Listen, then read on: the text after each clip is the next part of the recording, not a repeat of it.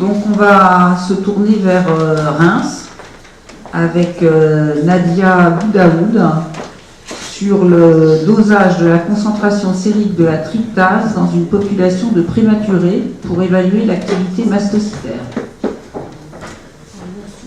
Bonjour à tous. Donc je me présente, je suis Nadia Boudaoud, je suis chef de clinique en chirurgie pédiatrique au service de chirurgie pédiatrique du professeur Pauline Leroy au CHU de Reims, et donc je vais vous présenter les résultats de notre étude qui s'intitule Dosage de la concentration sérique de la tryptase dans une population prématurée pour évaluer l'activité mastocytaire. Donc la prématurité, elle se définit par une naissance avant 37 semaines d'aménorrhée. Ça correspond à 6,6% des naissances vivantes. On va distinguer les prématurités spontanées, souvent secondaires à une cause infectieuse, des prématurités induites, soit pour cause maternelle ou fétale. C'est la première cause de mortalité néonatale avec une morbidité associée néonatale très importante, inversement corrélée à l'âge gestationnel. Un exemple de complication, c'est l'entérocolite ulcéro-nécrosante qui est associée à 15 à 30% de mortalité. Donc, le prématuré, c'est un être fragile non préparé à la vie extra-utérine qui va nécessiter l'utilisation de procédures invasives qui vont conduire à de multiples complications infectieuses qui en fait reflètent l'immaturité du système immunitaire chez le prématuré.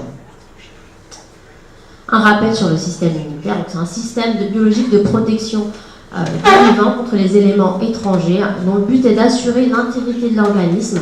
On va distinguer l'immunité innée qui est non spécifique et qui est d'action rapide de l'immunité adaptative qui est elle spécifique et qui met plus de temps à se mettre en place. Donc, le mastocyte, c'est une cellule connue pour son action dans l'allergie et on se rend de plus en plus compte que cette cellule va réguler de nombreux processus immunitaires. Donc, c'est une cellule de l'immunité innée qui est située dans les tissus en interface comme l'épithélium respiratoire et l'épithélium intestinal, d'où son rôle de cellule sentinelle. Et on se rend de plus en plus compte que cette cellule va orchestrer la communication entre les différentes cellules de l'immunité innée, mais aussi elle va activer l'immunité adaptative. Donc l'activation du mastocyte va être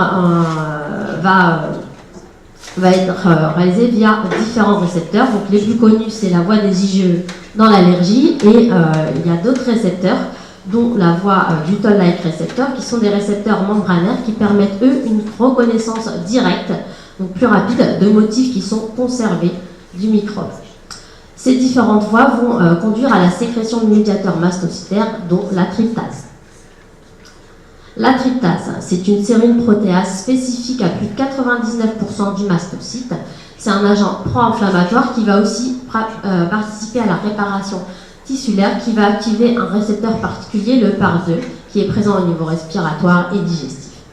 Donc, deux formes de tryptase vont être sécrétées par le mastocyte. La forme active tétramérique bêta, qui va être sécrétée lors de l'activation mastocytaire par dégranulation, et la forme monomérique alpha et bêta qui est sécrétée, elle, de façon constante et qui va correspondre au taux basal de la tryptase chez l'individu. Et elle reflète en fait le nombre de mastocytes d'un individu. La tryptase qui est dosée en pratique courante dose en fait la totalité de ces tryptases.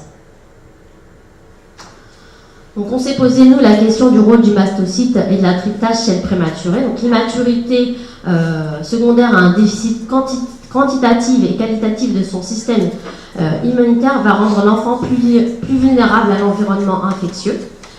L'immaturité va aussi mettre en première place des défenses de ces enfants le mastocyte. Et la tryptase est de localisation prépondérante au niveau bronchique et digestif et on se rend compte qu'elle a un rôle dans les phénomènes inflammatoires et immunitaires de ces différents organes. Et donc, on s'est dit que la tryptase pourrait entrer en compte dans les différentes pathologies du prématuré que sont par exemple la dysplasie bronchopulmonaire et l'entérocolite. Et on a aussi noté, dans le cadre de l'allergie, que plus l'enfant était jeune, plus le taux de tryptase était élevé. Et on s'est donc posé la question de la place centrale de l'activité mastocytaire dans l'immunité du prématuré. L'objectif de notre étude a donc été d'évaluer l'activité mastocytaire chez le prématuré en essayant de répondre à ces 5 questions. Est-ce que les enfants prématurés ont une concentration de tryptase plus élevée que les enfants nés à terme? Quelle est la cinétique de cette concentration chez les prématurés? Et enfin, quelle est l'évolution de cette concentration lors de la survenue de complications infectieuses? Donc, nous avons réalisé une étude d'inclusion prospective unicentrique au CHU de Reims, avec une première partie d'études cas témoins qui visait à comparer le taux de tryptase chez les enfants prématurés versus des enfants nés à terme, puis une partie d'études de cohorte qui portait uniquement chez les prématurés, qui avait pour but d'évaluer l'évolution de la concentration sérique de tryptase chez les prématurés et d'évaluer aussi le profil évolutif de cette concentration lors de complications infectieuses. Donc, en fait, à chaque prélèvement sanguin réalisé chez le prématuré, soit de façon systématique, soit lors de complications, un dosage supplémentaire a été réalisé pour un prélèvement supplémentaire de 1 ml de sang a été réalisé pour doser cette tryptase. Et chez les nouveau-nés à terme, ce dosage a été réalisé à 3 jours de vie lors de la réalisation du Lutri.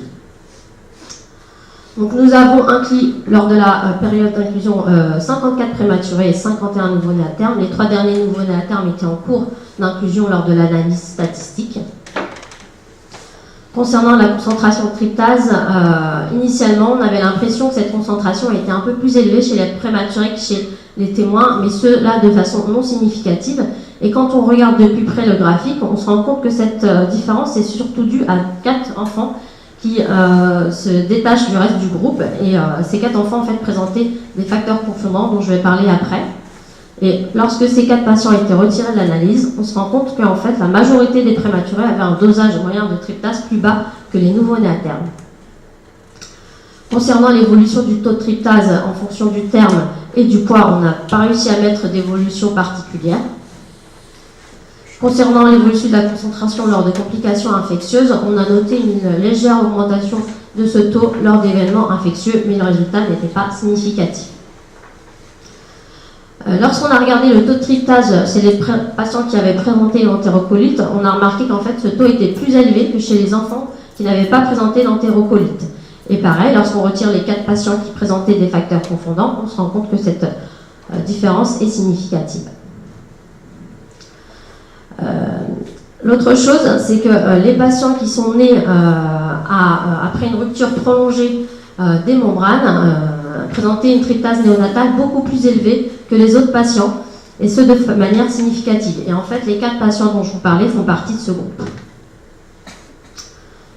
Donc, concernant la concentration de tryptase chez les prématurés, elle est en fait plus basse que chez les nouveau-nés à terme, ce qui est en fait logique, parce que cette concentration basale correspond, comme je vous l'ai dit, au nombre de mastocytes chez l'individu, et comme les autres paramètres biologiques chez le prématuré, ils sont en plus faible nombre que chez l'enfant né à terme.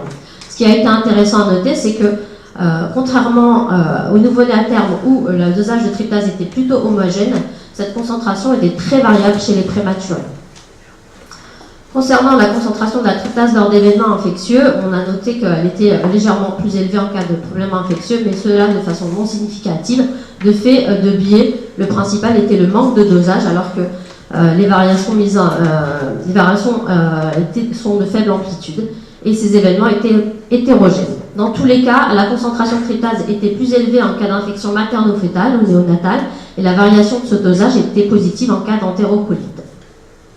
Le taux de tryptase était plus élevé chez les enfants nés après une rupture prolongée des membranes, ce qui reflétait ce qu'on appelle le syndrome inflammatoire fœtal, qui va être associé à un risque le plus élevé de complications respiratoires et neurologiques chez le prématuré.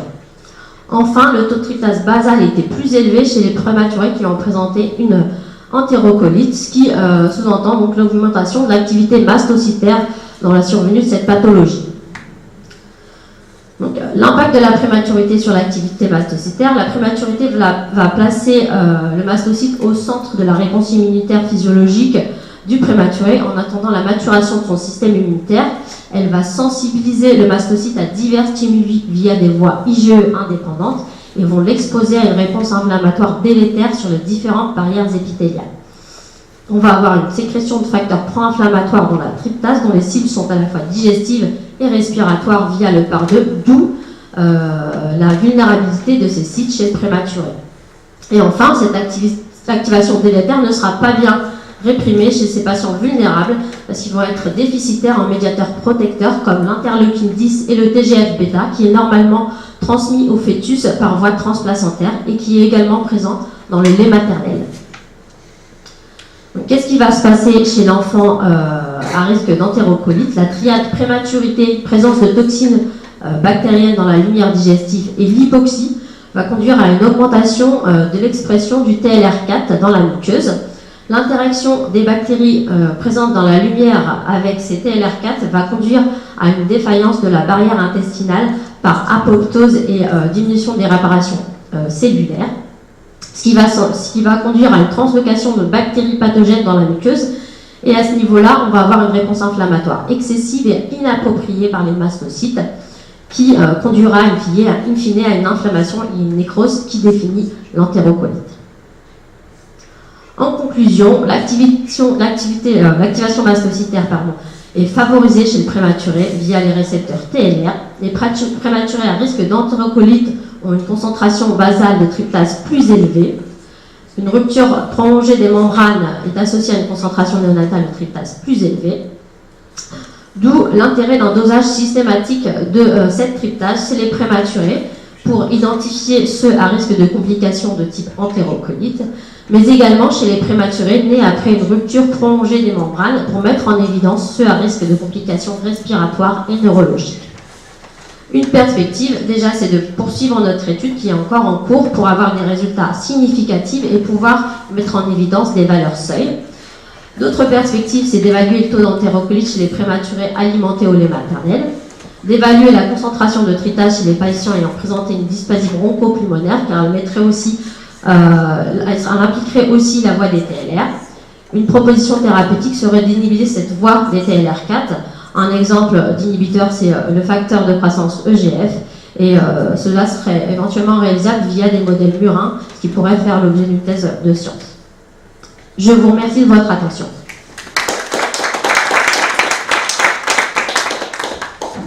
Merci pour cette communication très intéressante. Alors j'avais une question, finalement, le dosage, il est fait une fois que la complication finalement est détectée, et donc il accompagne une complication qu'on connaît déjà.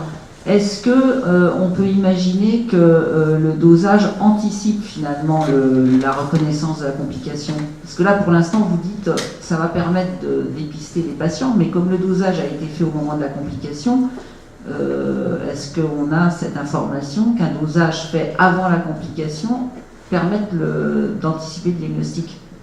En fait, le dosage il était réalisé chez les prématurés à chaque bilan systématique. Donc, même en l'absence de complications, le dosage était réalisé. Et ce qu'on leur avait demandé, c'est qu'au moment de complications infectieuses, il fallait aussi réaliser le dosage de la tryptase. Parce qu'on voulait savoir comment évoluer ce dosage. Au final, malheureusement, on n'a pas eu assez de résultats, pas eu assez de dosage, d'où l'absence de résultats significatifs dans mon premier tableau qui correspond aux complications infectieuses. Ce qui nous a fait réfléchir autrement. On s'est demandé en fait si le taux de tryptase basale, qui en fait lui correspond à la moyenne de l'ensemble des taux de tryptase chez un patient, est-ce que ce taux de tryptase basale pouvait nous mettre en évidence des patients à risque? Parce qu'en fait, ça a été décrit sur l'allergie. Les patients qui ont un risque d'allergie ont un taux de tryptase basale beaucoup plus élevé que les autres. On s'est dit que peut-être, dans ce cadre-là, le fait de doser, même indépendamment d'un phénomène infectieux, de doser la tryptase qui correspond donc à la tryptase basale chez un individu, est-ce qu'on ne peut pas mettre en évidence des patients à risque? Et ça a été le cas en fait. Quand je dis que le taux de tryptase basale est plus élevé en cas d'entérocolite, ce n'est pas le dosage lors de l'entérocolite, c'est le dosage de l'ensemble des dosages qui a été réalisé chez ces patients. Donc effectivement, du coup, même si un patient n'a pas de complications, si on voit que les prématurés, son taux de tryptase il est plus élevé que la normale, on va plus le surveiller et être plus vigilant chez ces patients-là. Donc les dosages que vous avez donnés, ça intégrait tous les dosages, y compris avant la complication. C'est ça, exactement. D'accord. Est-ce qu'il y a des questions parmi l'auditoire?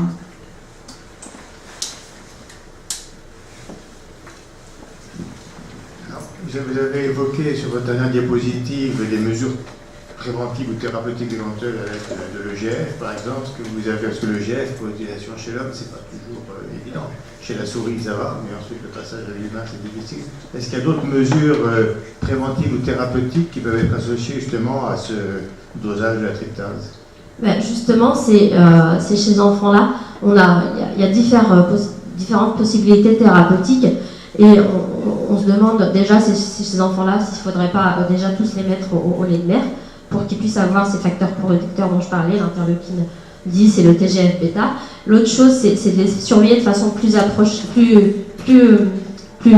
rapprochée et de mettre plutôt les mesures, pas préventives, mais les premières mesures thérapeutiques qui correspondent en fait dans le cas d'entérocolite, c'est la mise au repos digestif par une sonde nasogastrique. Donc dès qu'on voit, je ne vous ai pas montré là, mais dans l'entérocolite, on a différents stades, plus ou moins graves, et le premier stade, c'est l'occlusion, où un enfant peut avoir un enfant ballonné pour n'importe quelle raison, pas forcément une entérocolite. On se demande si chez ces patients-là, si on n'a pas ce ballonnement abdominal plus un taux de tryptase élevé, est-ce que ça ne va pas nous pousser à plus les mettre en repos digestif que les autres? Pas d'autres questions? Eh bien, merci pour cette très belle présentation. On espère des développements.